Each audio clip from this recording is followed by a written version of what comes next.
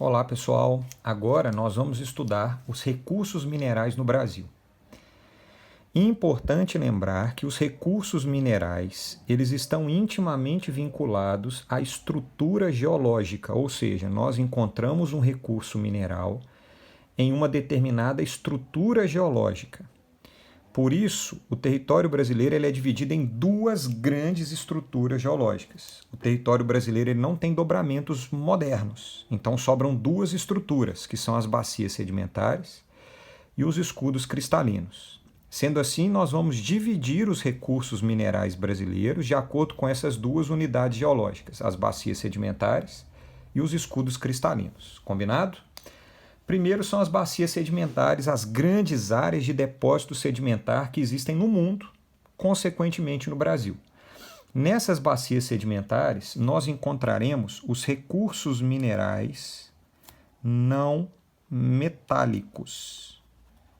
Beleza? O que chamamos aqui de recursos minerais não metálicos? Alguns vestibulares trocam a expressão recursos minerais, quando eles são não metálicos, por recursos naturais, beleza? Então, quando a gente encontra ferro, alumínio, manganês, nióbio, etc., dá-se o nome normalmente de recursos minerais. Quando nós encontramos recursos não metálicos, normalmente os vestibulares trocam o nome para recursos naturais. Quais são os dois recursos naturais normalmente encontrados em bacias sedimentares? Primeiro, os combustíveis fósseis. E aí nós temos gás natural, petróleo e etc. Só são encontrados em bacias sedimentares. Nós não encontramos combustíveis fósseis em escudos cristalinos. Então, toda vez que vocês pegarem uma determinada questão de vestibular ou prova e vier explicando ou falando sobre combustíveis fósseis, lembrem-se sempre, só são encontrados em bacias sedimentares, só em rochas sedimentares. Escudos cristalinos nunca têm combustíveis fósseis. E as grandes reservas de água. As grandes reservas de água sendo traduzidas aqui como lençol freático, que é relativamente superficial, e aquífero, que são reservas de água muito profundas em rochas sedimentares, só são encontradas em terrenos sedimentares. Por quê? Porque as rochas sedimentares elas possuem uma característica, e por isso as reservas de água são encontradas nelas. Elas possuem uma característica de serem as bacias sedimentares compostas por rochas permeáveis, também conhecida popularmente como rochas porosas. Nessas rochas permeáveis, a água ela consegue infiltrar na rocha e movimentar dentro da rocha, que a gente chama de percolar. Infiltrar é entrar, percolar é andar dentro da rocha ou do solo. Então a água infiltra e percola, ela tem essa capacidade, a água, de infiltrar e percolar em rochas permeáveis, acumulando essa água nos poros das rochas sedimentares. As rochas cristalinas elas não são porosas, portanto a gente não tem como acumular água dentro de rocha cristalina. Pegou a questão do vestibular, falou de combustível fóssil, falou de reservas de água, lençol freático ou aquífero, trata automaticamente de rochas sedimentares. O Enem e os vestibulares adoram esse tipo de informação, tá? Anota aí com carinho.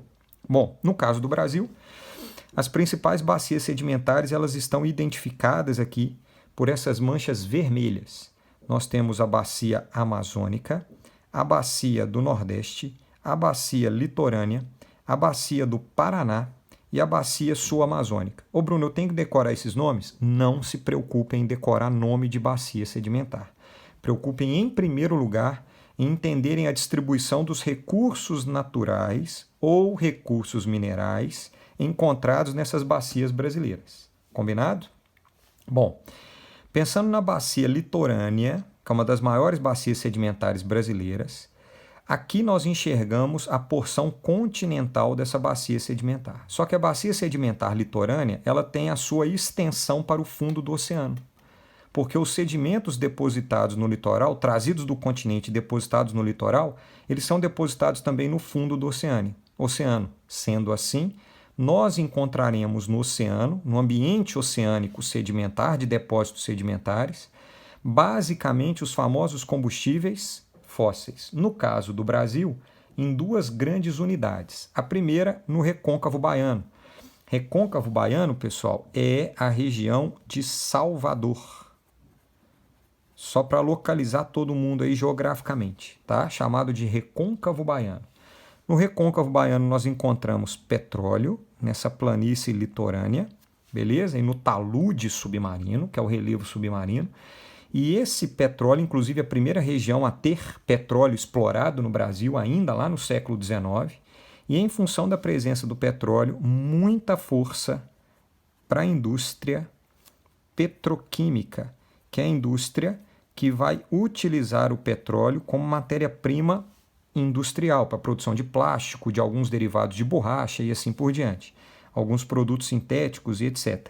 Então o Recôncavo Baiano tem uma indústria petroquímica muito forte, vinculada à existência do petróleo na região submarina formada por rochas sedimentares na bacia sedimentar do litoral brasileiro. Uma outra grande unidade geológica que a gente encontra combustíveis fósseis é a região do pré-sal, que vai do Espírito Santo a Santa Catarina. É essa região do pré-sal brasileiro. O pré-sal é encontrado em duas grandes bacias sedimentares litorâneas, a Bacia de Santos, claro, se é Bacia de Santos, ela fica no litoral de São Paulo, e a Bacia de Campos, que fica no litoral do Rio de Janeiro. Lembra, se está falando de bacia, estamos falando de bacia sedimentar, aquela grande unidade rebaixada, formato de uma bacia que recebe os sedimentos. Na região do pré-sal, nós temos a maior reserva de petróleo e gás natural do Brasil, certo? Maior reserva de petróleo e gás natural do Brasil.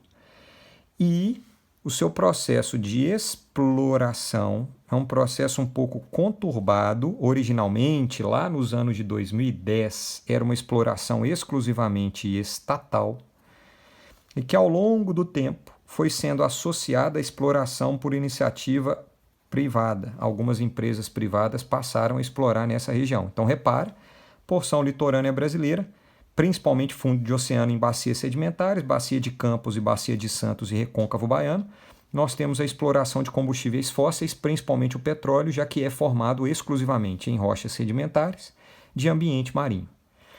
Também nesse ambiente sedimentar nós temos a formação do carvão mineral, o famoso S do carvão brasileiro, esse S que está aqui de preto, que acontece exclusivamente na região sul do Brasil. Então ele ocorre exclusivamente região sul do Brasil, não tem nenhuma outra região brasileira que tenha ocorrência de carvão mineral. A siderurgia é muito forte nessa região em função do carvão mineral, já que ele é utilizado na transformação do minério de ferro em ligas metálicas pela alta temperatura. Beleza? E aí a siderurgia acaba aproximando dessa região de disponibilidade desse recurso natural. E esse carvão mineral, ele possui média para baixa qualidade. Ele tem média para baixa concentração de carbono. Ele é o famoso lignito, beleza? Que não é o carvão mineral mais puro. Então repara, bacias sedimentares, rochas sedimentares, combustíveis fósseis, especialmente na região sul do Brasil, e na porção litorânea. Beleza? Só que eu falei no começo da aula que as bacias sedimentares elas são ricas em combustíveis fósseis e em reservas de água. E o Brasil está no ranking das maiores reservas de água ou reservatórios de água do planeta Terra. O Brasil possui 2 grandes reservatórios de água. Um localizado na região sul, chamado de Aquífero Guarani, famosíssimo. Ele abrange o Brasil, A maior parte do aquífero Guarani está no território brasileiro, em torno de 70% dele. O Uruguai, o Paraguai e a Argentina. Basicamente, os países do chamado Cone Sul, os países mais próximos da região sul do Brasil, especialmente. Então, a gente tem Brasil, Uruguai, Paraguai e Argentina. No Brasil, ele ocupa principalmente os estados do Mato Grosso do Sul, Minas Gerais, São Paulo, Paraná, Santa Catarina, Rio Grande do Sul. Então, do Mato Grosso do Sul em direção ao sul do Brasil, pegando um pedacinho de Minas Gerais, nós teremos o aquífero Guarani. Ele é um dos maiores reservatórios de água em extensão, mas ele não é o maior reservatório de água em volume de água, beleza? Ele acontece em rochas sedimentares, especialmente o arenito, que é uma rocha extremamente permeável, porosa, só que esse aquífero ele é coberto por basalto. A região do aquífero ela é uma bacia sedimentar que sofreu com vulcanismo no passado, então é o sedimento por baixo, o arenito onde a água acumulou, e sobre esse arenito a gente tem a formação basáltica cobrindo o arenito, formando uma espécie de cobertura sólida sobre o arenito, que é onde tem a grande reserva de água chamada de aquífero Guarani. Terceira característica, ele é um aquífero contaminado. Infelizmente, uma das maiores reservas de água do planeta Terra contaminado. Por quê? Essa região onde ele acontece, tanto no Paraguai, Uruguai e Argentina, especialmente o Brasil, que tem a sua maior extensão, é a região de maior concentração urbana e agropecuária de todos esses países. Então ele acaba sendo contaminado pelo uso de agrotóxicos, e o Brasil é uma referência nisso. Contaminação por agrotóxicos que são lançados na lavoura. No período da chuva, a água leva esse agrotóxico por infiltração e percolação para dentro da rocha sedimentar até encontrar o aquífero, até encontrar o reservatório de água. Então, mesmo sendo uma água relativamente pouco utilizada pelo ser humano, mas já é uma água contaminada em função do lançamento de agrotóxicos na superfície dessa rocha sedimentar. E contaminação por rejeitos urbanos, mais conhecido como esgoto, que o ser humano lança nos rios sem tratamento. Parte dessa água do rio ela infiltra e percola e vai passar, e vai chegar e vai parar no aquífero e no lençol freático. Então é um dos maiores reservatórios de água da Terra, porém com o problema da contaminação. Então já existem extensas áreas do aquífero Guarani que são impróprias para o consumo humano em função da sua contaminação. Combinado? Fiquem atentos a isso para os vestibulares. Contaminação do aquífero Guarani. Agora, existe o aquífero Alter do Chão, que está na região norte do Brasil. Esse aquífero, ele pega os estados do Amazonas e Pará. A maior parte dele está no estado do Pará. Tanto é que a Universidade Federal do Pará tem linhas de estudo muito avançadas sobre o aquífero Alter do Chão. Beleza? Esse aquífero ele é encontrado em rocha arenito exclusivamente. Então a gente não tem o basalto formando uma cobertura sólida, impermeável. O aquífero Guarani ele foi muito abastecido ao longo do tempo por chuvas que infiltraram e percolaram, porém o basalto criou uma capa impermeável que hoje dificulta a entrada da água nesse aquífero. O aquífero Alter do Chão ele é rocha arenito, ele é permeável, numa das regiões com maior índice de chuva do planeta Terra, que é a Amazônia. Então é um arenito que funciona como uma grande esponja, recebendo água o tempo inteiro das chuvas amazônicas. Resultado é uma rocha com altíssima permeabilidade, recebendo grandes volumes de chuva. Resultado e consequência, o aquífero Alter do Chão ele tem o maior volume de água do mundo entre águas superficiais. Ele é o maior do mundo em volume de água.